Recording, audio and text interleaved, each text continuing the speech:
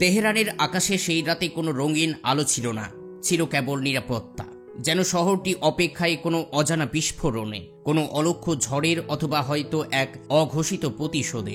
রাতের বেলায় যখন সাধারণ মানুষ বিছানায়, তখন ইরানের বিপ্লবী গার্ড বাহিনী IRGC ঘুম থেকে জেগে ওঠে। আর সেই ঘুম ভাঙার সঙ্গে সঙ্গেই বিশ্ব পায় এক রহস্যময় বার্তা। নিউজ এজেন্সি লিখে দেয়, ইসলামী প্রজাতন্ত্র এখনও ইসরায়েলের বিরুদ্ধে। তারা উন্নত ও কৌশলগত অস্ত্র ব্যবহার করেনি। এই একটি বাক্যই যেন জ্বালিয়ে দেয় নতুন এক আগুন যুদ্ধ। কি তাহলে কেবল শুরু? তবে এই ধোঁয়ার আড়ালেই আরও একটি ছায়া। সেই ছায়ার নাম আলী খামেনি। ইরানের সর্বোচ্চ নেতা এখনও কোনো সরাসরি ঘোষণা দেননি।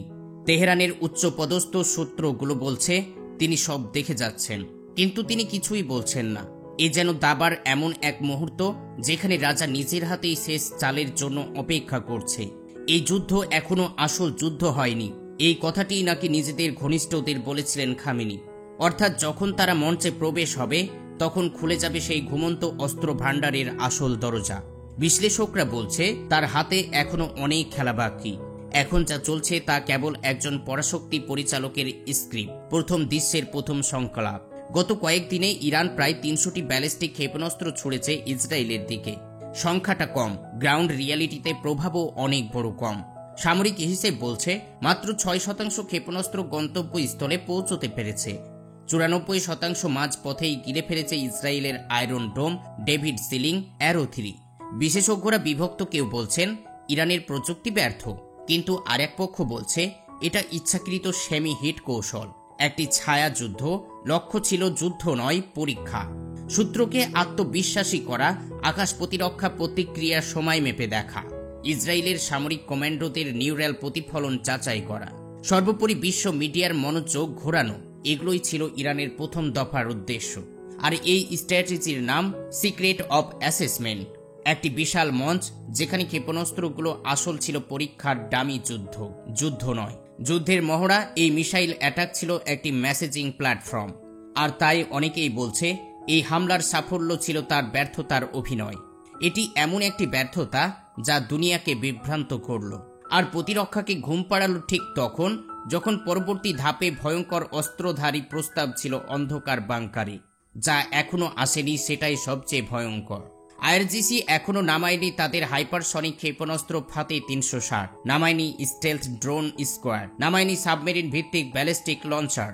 আরো ভয়ঙ্কর কিছু অপেক্ষায়, EMP বোমা, যা এক নিমেষেই বিদ্যুৎ ও যোগাযোগ ব্যবস্থা অচল করে দিতে পারে। এর সঙ্গে রয়েছে সেট ব্ল্যাক বক্স নামের এক গোপন প্রোগ্রাম, GPS জ্যামিংয়ের পাশাপাশি স্যাটেলাইট ব্লান্ডার সিস্টেম প্রস্তুত করছে। ঘোস্টমার্স নামের এক AI চালিত ড্রোন ফেল, যাদের অবস্থান ট্র্যাক করা অসম্ভব। তবে কেন এই বিরতি? বিশ্লেষকদের মতে এটি এক মানসতাত্ত্বিক খেলা, এক প্রাচীন পারস্য ঘোরানোর চাল, যেখানে সরাসরি নয়, প্রতিপক্ষকে ঘুমিয়ে রেখে এই খেলা শুরু হয়। মুহূর্তের আঘাত নয়, লম্বা সময়ের আতঙ্কই হয়ে ওঠে মূল অস্ত্র। এই স্ট্র্যাটেজিকে অনেকেই বলছে ডেলাইট রিভেলেশন ডক্ট্রিন, যেখানে প্রতিটি আঘাতের মাঝেই থাকবে দীর্ঘ বিরতি। আর সেই বিরতিতেই প্রতিপক্ষের মনস্তত্ত্বে ঢুকে পড়বে ভয়, সংশয় আর অস্থিরতা। এই কৌশল হয়তো পুরনো পারস্য সাম্রাজ্যের সেই ছায়া, যেখানে রাজা যুদ্ধ করতেন না, বরং শত্রুকে অপেক্ষার বিশ্বে ধীরে ধীরে দুর্বল করতেন একটি নিঃশব্দ প্রতিরোধে। যুদ্ধক্ষেত্রে নয়, মগজে শুরু হতো তাদের যুদ্ধ।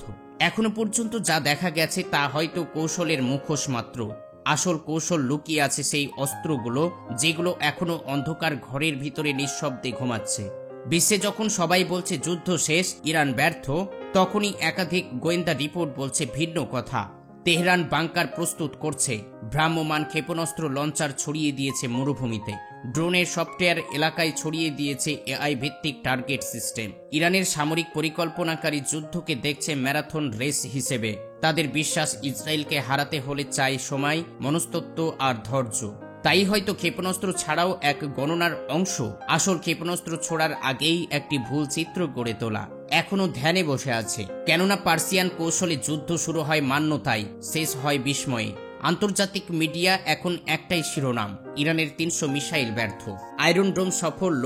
কিন্তু যেটা লেখা হচ্ছে না তা হলো ইরান এখনো খেলায় তার 80% রিজার্ভ ব্যবহার করেনি। এখনো কৌশলগত ঘাঁটিতে অচেনা ড্রোন দাঁড়িয়ে আছে আরো ভয়ঙ্কর তথ্য।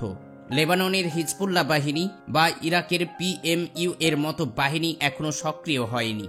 এ যেন দাবার এমন এক খেলা যেখানে রাজার পাশে এখনো দাঁড়িয়ে আছে হিংস্র ঘোড়া আর অদৃশ্য।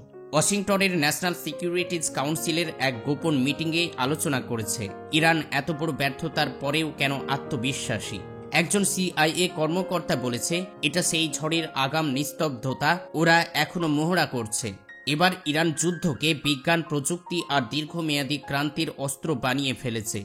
এটি একটা নতুন মডেলের ডিপ্লোম্যাটিক রিয়েল টাইম ওয়ারফেয়ার। তাহলে কি আগামী সপ্তাহেই জেগে উঠবে ফাতেহ 360, নাকি হঠাৎ EMP বোমা ফাটিয়ে অন্ধকারে ডুবিয়ে দেবে পুরো তেল আবিব? বিশেষজ্ঞরা বলছে ইরানের সবচেয়ে বড় কৌশল হতে পারে অপ্রত্যাশিত সময় বেছে নেওয়া। যখন সবাই ভাববে যুদ্ধ শেষ, তখনই শুরু হবে মূল যুদ্ধ। এখনো পর্যন্ত IRGC যা করেছে তা হলো প্রস্তুতি, মিথ্যা সংকেত আর ধোঁয়াশা। আর ঠিক সেখানেই লুকিয়ে আছে সবচেয়ে বড় সাসপেন্স।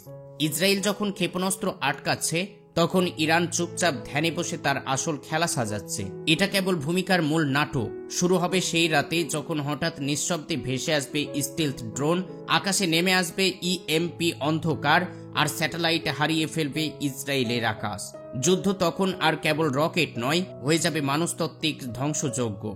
বিশ্ব হয়তো কেবল উদ্বোধনী দৃশ্য দেখছে, মূল দৃশ্য এখনো বাংকারের অন্ধকারে গোপন বোতাম ছাড়ার অপেক্ষায়। ঠিক সেই বোতামের উপর এখন বিশ্রাম নিচ্ছে একজনের আঙ্গুল, আলী খামেনি, যিনি জানেন কখন তাকে জাগাতে হয়।